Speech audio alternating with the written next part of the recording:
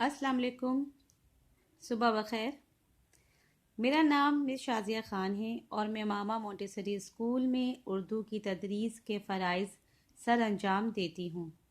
अज़ीज़ तालिब इल्मों, आज हम उर्दू निसाब बराए जमात नहम दहम में सबक बूढ़ी काकी को समझने की कोशिश करेंगे। उम्मीद है कि आप तालिब इल्म संजीदगी और ज़िम्मेदारी से इस सबक के ख़ुलासे को समझेंगे।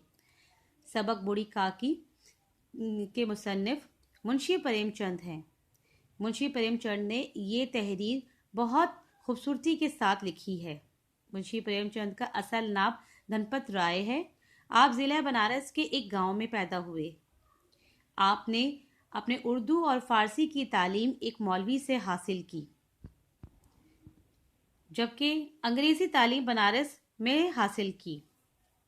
आपने बहुत सारे नावल और अफसाना निगारी की। आपने तकरीबन 29 नावल लिखे। अफसाना निगारी में आपको कमाल हासिल था। आप गरीबों के हालात और वाक़यात को अपने अफसानों और नावलों में मौजू बनाते थे। उनकी ज़िंदगी के ऊपर कहानी लिखते थे। आप बहुत मशहूर अफसाना निगार और नावल निगार थे। बूढ़ी काकी प्रेमचंद की अफसाना निगारी में बहुत बेहतरीन तसनीफ़ थी। बूढ़ी काकी में उन्होंने एक बूढ़ी औरत का जिक्र किया है। बुढ़ापा बचपन का दौरे सानी हुआ करता है। बूढ़ी काकी जो है उसके बारे में उसके हालात ज़िंदगी के बारे में उन्होंने इसमें अफसाना निगारी की है। एक बूढ़ी औरत थी। उसके पास वो इतनी एज को पहुंच चुकी थी, वो इतनी ज़ईफ़ हो चुकी थी कि उनके पास सिर्फ और सिर्फ एक जायके की हिस्स रह गई थी। मतलब सिर्फ वो खाने की खुशबू और खाने का जायका ही उनको महसूस होता था। इसके अलावा उनके हाथ पैर आँख कान ये सब चीज़ें समझे बेकार हो चुकी थी। वो ज़मीन पे रेंग रेंग के चलती थी, जैसे एक छोटे बच्चे रेंगते हैं, क्लॉरिंग करते हैं, उसी तरह से वो एक रेंग के चलती थी। एक जगह पर बैठी रहती थी। अल्लाह ताला ने उनको अल्लाह ताला ने उन्हें एक तवील उम्र से नवाजा हुआ था। काफ़ी उनकी एज हो चुकी थी। वो बहुत ज़्यादा ही ज़ईफ़ थी। बूढ़ी काकी का स्टोरी ये है कि बूढ़ी काकी के शौहर का इंतकाल हो गया था और उनके 7 बेटे जवान हो गए एक के बाद दीगरे। जैसे वो जवान होते हैं खुद ब खुद उनका इंतकाल हो जाता है या किसी मर्ज से हो जाता है। इसमें खैर जिक्र नहीं किया गया कि इस बिना पे उनका इंतकाल हुआ है, लेकिन इसमें ये लिखा है, इस स्टोरी में ये बताया गया है कि उनके 7 बेटे जवान होकर इंतकाल कर गए थे और उनके शौहर को भी मरे हुए एक अरसा हो चुका था। उनका ख्याल रखने वाला कोई भी नहीं था। तो उनका एक दूर का रिश्तेदार था, यानी जो उनका भतीजा लगता था। जब तक उसके हाथ में इनकी जायदाद नहीं आई थी तब तक उन्होंने बहुत वादे किए कि वो इनका पूरा ख्याल रखेगा, इनके खाने पीने का, इनके उठने बैठने का, इनके दवा दारू का, सब चीज़ों का, इनके इलाज माजे का, सबका जो है वो जो है ख्याल रखेगा। लेकिन जैसे ही उसके हाथ में दौलत आई उसने इनके अपने सारे वादे भूल गया, सब चीज़ों से बेखबर हो गया। बूढ़ी काकी की जो मलकियत थी वो उस समझे बहुत वसी पैमाने पे इनका काम फैला हुआ था, या उनकी जो कारोबार था या जो भी काम था उनका, उस जमाने में 150 से 200 रुपए उनकी इनकम थी, जो बहुत बड़ी एक रकम होती थी उस वक्त।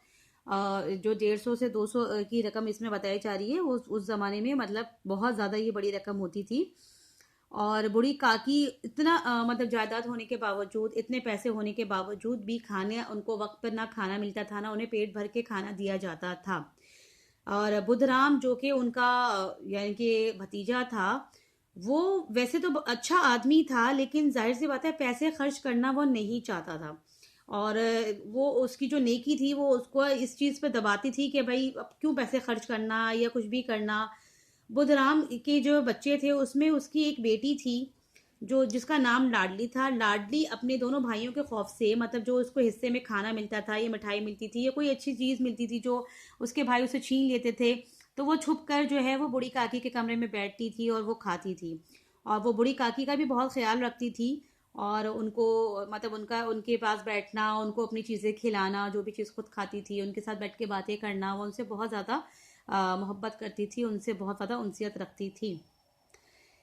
रात का वक्त था। एक दफा बुधराम के दरवाजे पे शनाई बज रही थी। गांव के तमाम लोगों का जमे गफील जो है वो इनके घर पे मौजूद था। मेहमान जो है वो चारपाइयों पे बैठे हुए थे।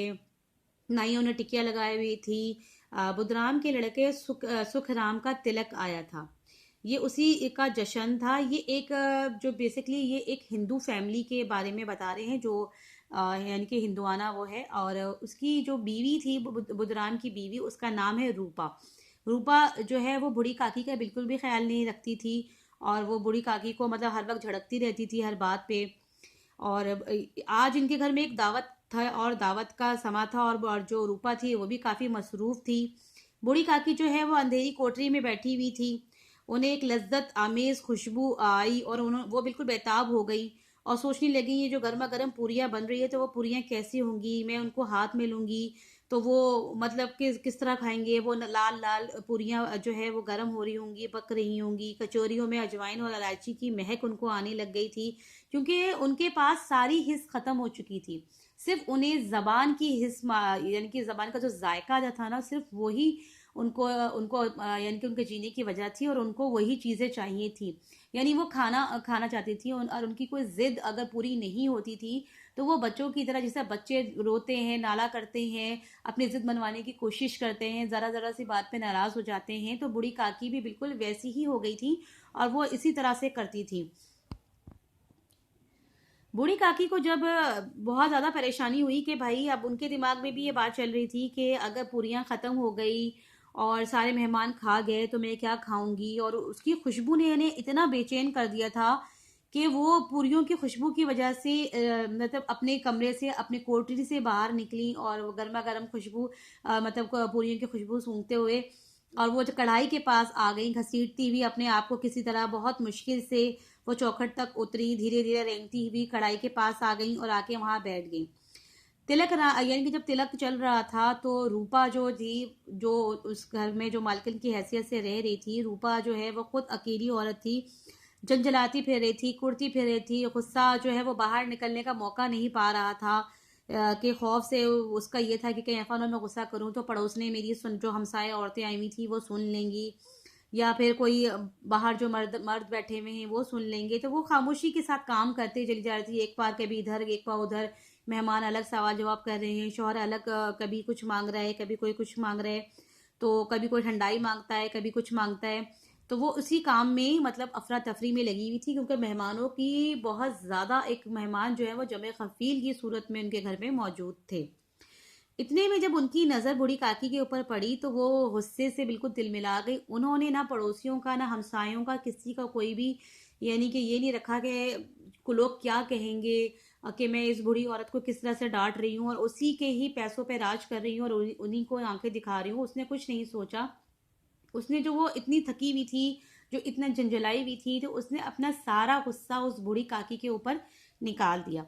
और बूढ़ी काकी को बोला कि भैया जब सब घर वाले खाना खाएंगे आप उस वक्त खाना खाइएगा, आप अपने कमरे में जाएं, जाके वहां बैठें। और बुरी तरह से उन्हें डांट दिया कि भाई आप क्यों इस तरह खाएं, पहले मेहमान खा लें उसके बाद आपको खाने को देंगे। अब बूढ़ी औरत जो कि हर बात पे नाला करती थी, मतलब रोती थी, ये सब करती, उसने कुछ नहीं कहा और खामोशी से रेंगती हुई वो अपने कमरे में चली गई। ये नज़ारा सब कुछ लाडली अपने आंखों से देख रही थी।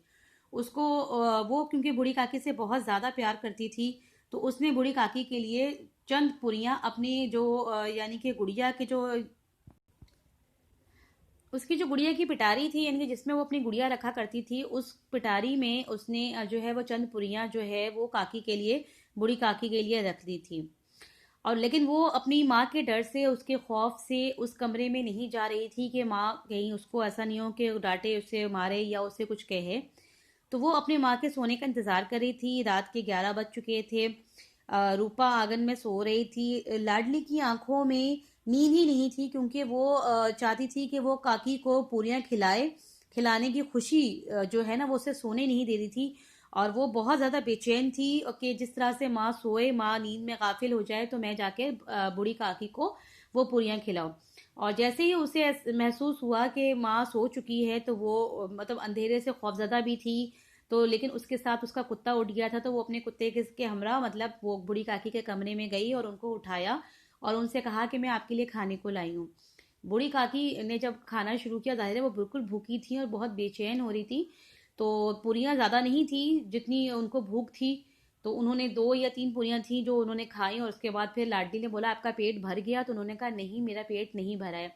पिटारी में जो जैसे थोड़ा थोड़ा टुकड़े जो बच जाते थे वो भी, उसको भी उठा के खाने लगी।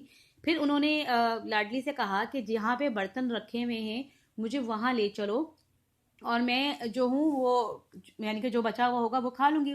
लाडली जो है वो झूठे बर्तन जहाँ रखे हुए थे वहीं पे बूढ़ी काकी को ले गई। बूढ़ी काकी जो है वो रेंगती हुई, उसी तरह से घसीटती हुई अपने आप को बैठ वहां तक ले गई, और ले जाके उन्होंने वो झूठे बर्तन से जो बचा हुआ खाना था या पुरियां थी जो भी थी वो चीजें खाने लग गई। इतने में जो है रूपा की आंख खुल गई। उन्होंने जब ये सब नज़ारा अपनी आंखों से देखा तो वो, उसे अपनी गलती का एहसास हुआ। फिर उसने अपने आप को बहुत कोसा और उसने कहा कि मैं इतनी बेरहम कैसे हो सकती हूँ, ये इस जायदाद की मालिक है और इसी की इनकम से, यानी इसी के ही पैसों से हम ये सब कुछ करते हैं या याशी करते हैं, ये सारा कुछ है उसी के पैसों से हो रहा है, और हम उसी को खाने से मतलब हमने दूर रखा हुआ है। और उसे, रूपा को बहुत अफसोस हुआ अपने इस रवैये पर, और उसने उस बूढ़ी काकी से माफ़ी मांगी और प्लेट में जो खाना बचा हुआ था, जो रखा हुआ खाना था, जो वो सजाकर बूढ़ी काकी को दिया। बूढ़ी काकी जो है वो भोले भाले बच्चे की तरह, जैसे एक छोटे बच्चे को आप मिठाई दे देते हैं वो कितना खुश हो जाता है, तो वो उसी तरह से उनको जब खाने को, जब चीजें रंग बिरंगी चीजें थी जो उन्होंने प्लेट में डाल के दी, तो बूढ़ी काकी बहुत खुश होके खा रही थी, क्योंकि एक जबान ही का जायका उनके पास था। और उनकी एक एक रूह, जिनके रुएं जो कहते हैं, एक एक रुएं से जो है सच्ची दुआएं निकल रही थी। रूपा बैठी ये रूहानी नजारा देख रही थी। रूपा को अपनी गलती का एहसास हो गया था और वो बहुत शर्मिंदा थी अपनी इस गलती पे। और जब उसे एहसास हुआ तो फिर उसने बूढ़ी काकी को खाना भी दिया और उनसे माफ़ी भी मांगी, और बूढ़ी काकी ने उसे माफ़ भी कर दिया और खाना बहुत मज़े लेके खा रही थी।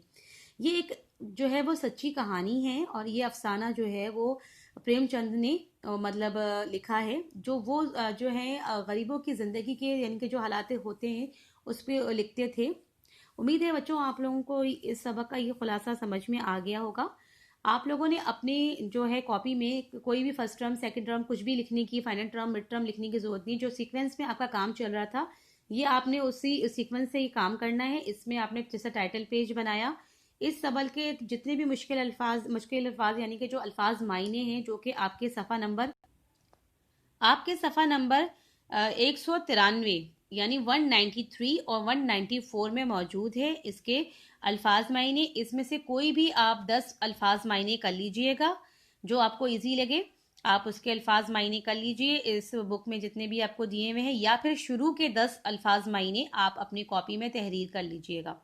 इसके बाद फिर आपने इस सबक का मरकज़ी ख्याल और ख़ुलासा अपने ओन वर्ड्स में करना है, क्योंकि मैंने आपको एक्सप्लेन कर दिया है। आप इसे स्टोरी की सूरत में, नोट की सूरत में आप मतलब छोटा भी कर सकते हैं और बड़ा भी कर सकते हैं। इसको आप खुलासा और मरकज़ी ख्याल आप अपने ओन वर्ड्स में ख़ुद करेंगे। इसके बाद इंशाल्लाह ताला मैं आपको अगली क्लास में इसका काम भी बताऊंगी। जब तक आप अपना पूरा ख्याल रखिए। अल्लाह हाफ़िज़।